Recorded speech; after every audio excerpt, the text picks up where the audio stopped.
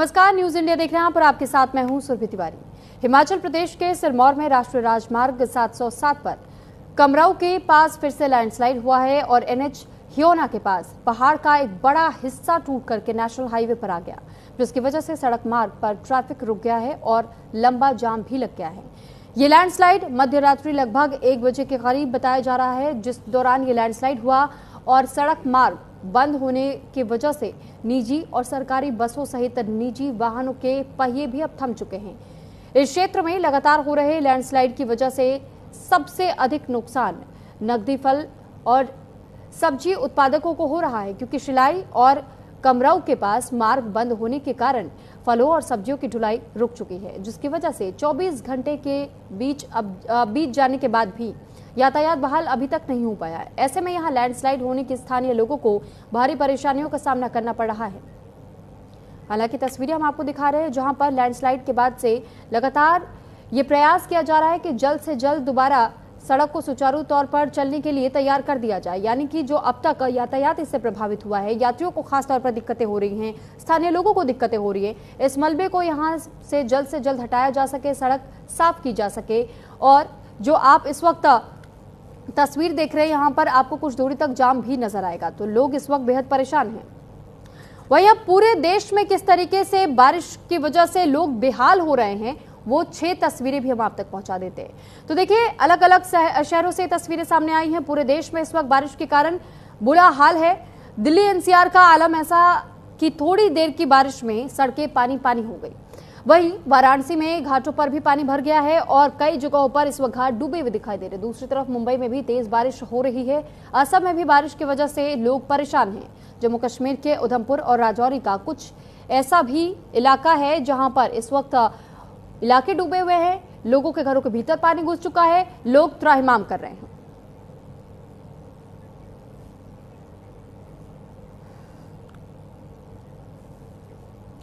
तो देखिए, हम आपको ये 6 अलग अलग तस्वीरें अलग अलग जगहों की दिखा रहे हैं कि कैसे देश भर के अलग अलग शहरों में इस वक्त आलम यह है कि बाढ़ और बारिश के कारण इस वक्त लोग बेहाल नजर आ रहे हैं।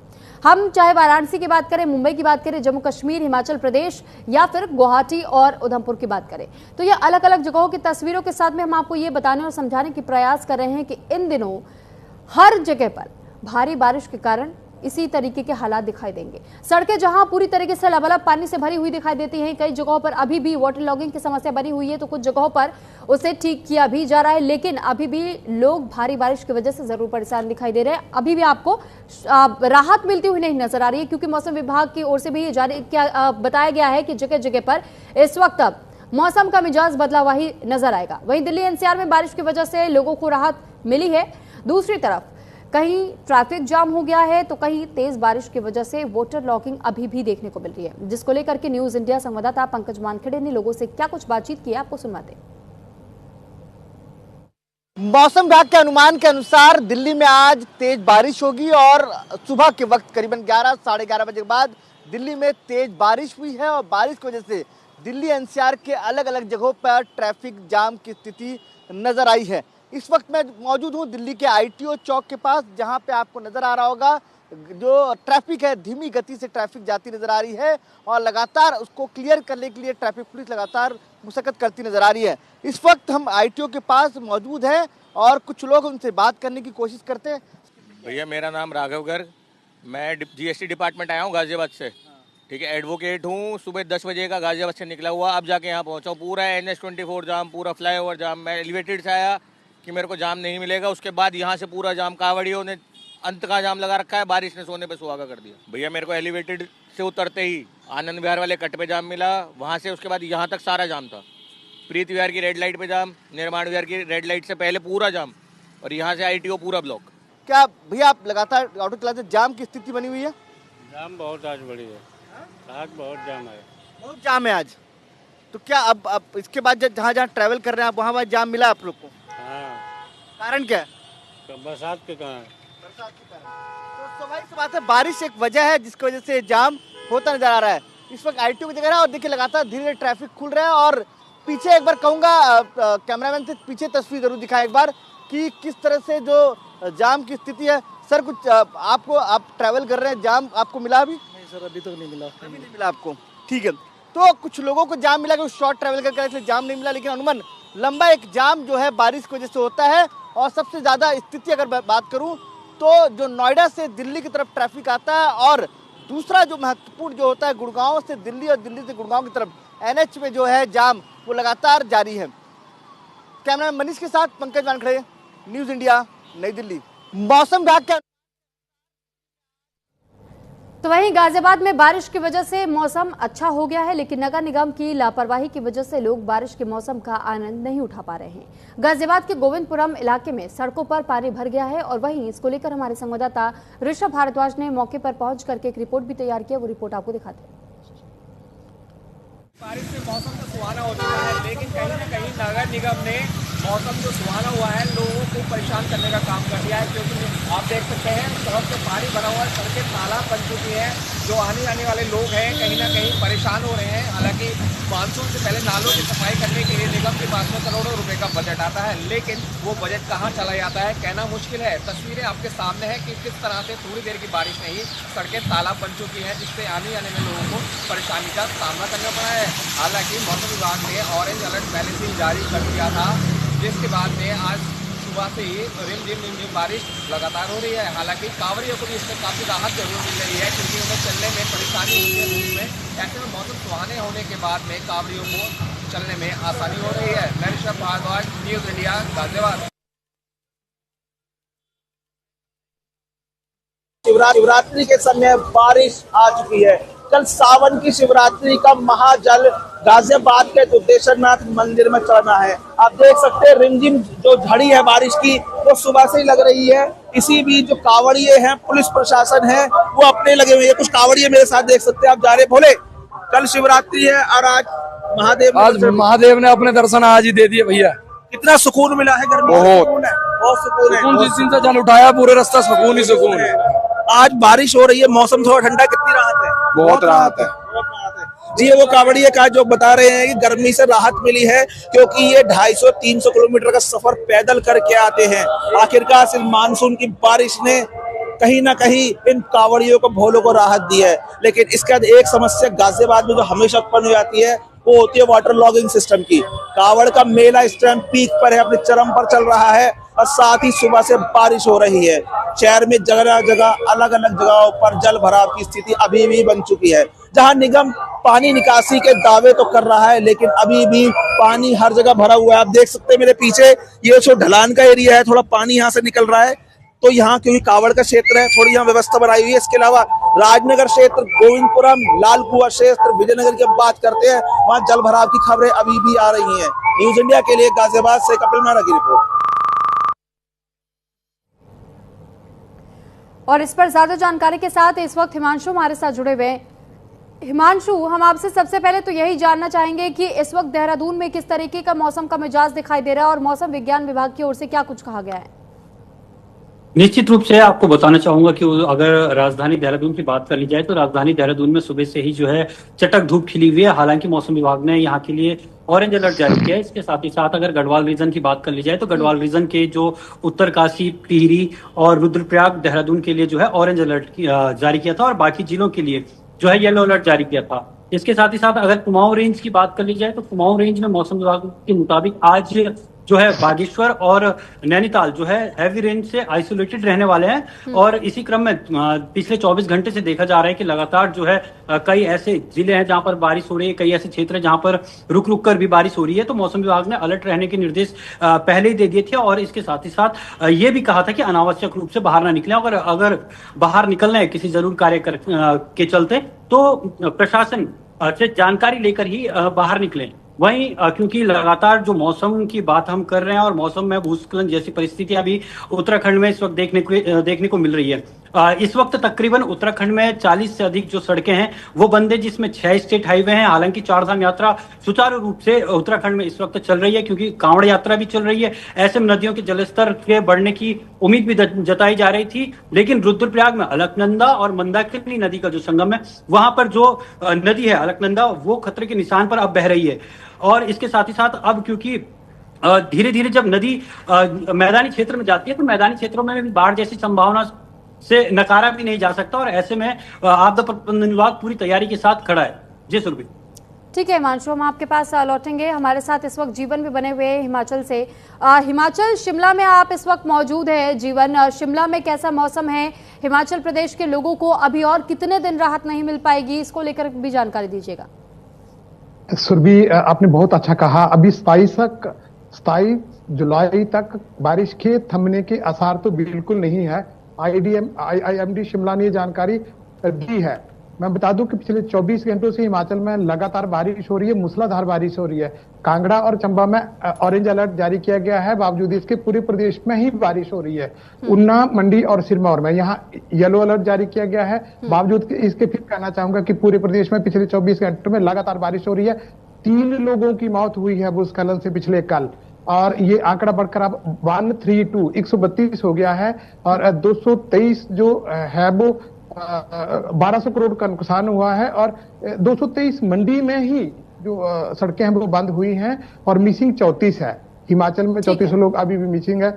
और 386 जो घर है, मकान है, वो जलजले की चपेट में चढ़े हैं। 432 रोड बंद है हिमाचल में, जैसे मैंने कहा। और 260 जो है वो सीधे मंडी में प्रभावित किया है। 55 और कुल्लू में हमारे रोड बंद हैं। कुल मिलाकर 12,000 करोड़ रुपए का नुकसान हिमाचल प्रदेश को हुआ है बीते 1 महीने में। और खासकर जो पिछला दिन गया, ये बहुत घातक दिन गया। पूरे प्रदेश में बाढ़ जो है वो कहर ढा रही है। सभी जो नदियां वो उफान पर हैं। मैं आपको एक जानकारी देना चाहूंगा कि नाथपा झापड़ी जो प्रोजेक्ट है, हाइड्रो प्रोजेक्ट 1500 वाट का, वो भी बंद हो गया है, जिससे 8 राज्यों को बिजली जाती है। और ये बिजली जीवन में आपके पास लौटूंगी, आप बने रहिएगा हमारे साथ। हिमांशु भी हमारे साथ बने हुए हैं, लेकिन इस बीच ये भी जानकारी दे दें कि उत्तर प्रदेश के वाराणसी में भी पिछले कुछ दिनों से अभी भी तेज बारिश के बाद से गंगा नदी उफान पर है।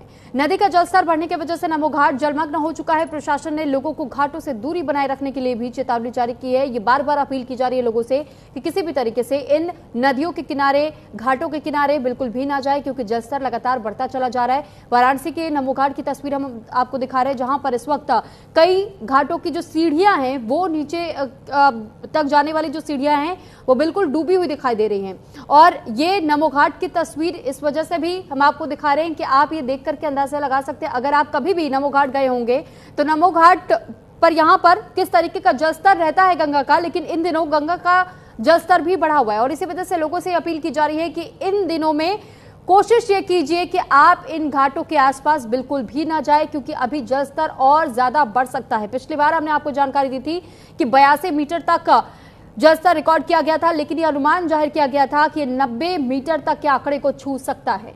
हालांकि जलस्तर में इस वजह से भी बढ़ोतरी देखने को मिल रही है, क्योंकि लगातार बारिश अभी भी रुक रुक करके हो रही है। कई जगहों के लिए अभी भी मौसम विज्ञान विभाग की ओर से ये अलर्ट जारी हो रहे हैं, और मौसम विभाग का कहना है कि अभी भी कुछ ऐसे दिन हैं जब आपको राहत नहीं मिलेगी, भारी बारिश रह करके होती रहेगी। तो ऐसे में सावधानी बरतने की भी बहुत ज्यादा जरूरत हो जाती है। तो तस्वीरें वाराणसी की भी हम आपको दिखा रहे हैं।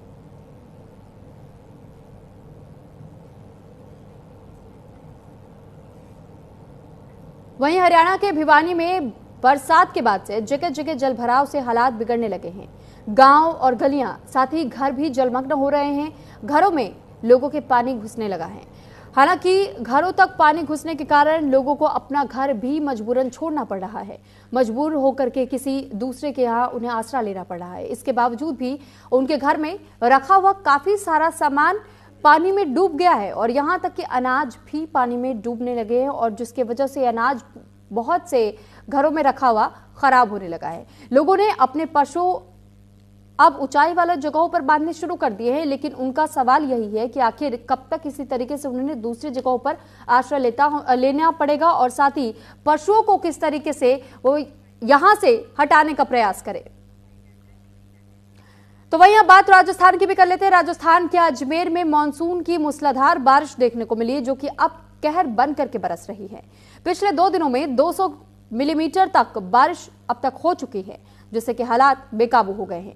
भारी बारिश की वजह से नदी और नाले उफान पर हैं। कई कॉलोनियों में भी पानी घुस चुका है। प्रभावित इलाकों में प्रशासन की तरफ से राहत और बचाव कार्य किया जा रहा है। लोगों को सुरक्षित स्थानों पर पहुंचाने का अभियान भी जारी है। वहीं मौसम विभाग ने अजमेर में भारी बारिश को लेकर अलर्ट जारी किया है। तो देखिए, जगह जगह की तस्वीरें हम आपको दिखा रहे हैं और साथ ही उन तस्वीरों के साथ ये भी बता रहे हैं कि वहां के हालात इस दिनों कैसे हैं। अब बात अगर मुंबई की करें तो महाराष्ट्र के मुंबई में भी इसी तरीके का आलम दिखाई दे रहा है। मुंबई में भारी बारिश का दौर जारी है और एक बार फिर से भारी बारिश की वजह से मुंबई में भी लोगों को परेशानियों का सामना करना पड़ रहा है। बारिश के बाद से कई इलाकों में अब तक जलभराव हो चुका है, जिससे कि लोगों को बेहद परेशानियों का सामना करना पड़ रहा है। और ऐसे में देखिए, खासतौर पर लोगों से ये अपील की जा रही है कि अगर उन्हें कोई बहुत ज्यादा जरूरी काम ना हो तो अपने अपने घरों से बाहर ना निकले। लेकिन अभी भी आप तस्वीरें देखेंगे और तस्वीर को देखकर समझ सकते हैं कि भारी बारिश की वजह से लोगों को दो चार होना पड़ रहा है परेशानियों के साथ में, क्योंकि जगह जगह पर जल जमाव। और मुंबई में भी आलम यही रहता है, 2 से 3 घंटे की बारिश में कई सड़कें डूब जाती है। तो सैलाब का सितम इस कदर है कि देश के कोने कोने तक बारिश आफत लेकर के अपने साथ पहुंच चुकी है। अब देश का सबसे स्वच्छ शहर इंदौर की तस्वीर को जरा देखिए, जहां तेज बारिश के बाद सड़क पूरी तरह तालाब दिखाई दे रही है, यानी ये दरिया में तब्दील हो गई है। सड़क पर बने गड्ढे में एक कार भी फंसी हुई नजर आ रही है। ये तस्वीरें हम आपको इंदौर की दिखा रहे हैं, जहां पर सड़कें स्वच्छ तो है लेकिन गड्ढा मुक्त अभी भी नहीं है। आपको ऐसी तस्वीर न जाने देश भर में कितने कोनों से दिखाई दे रही होगी।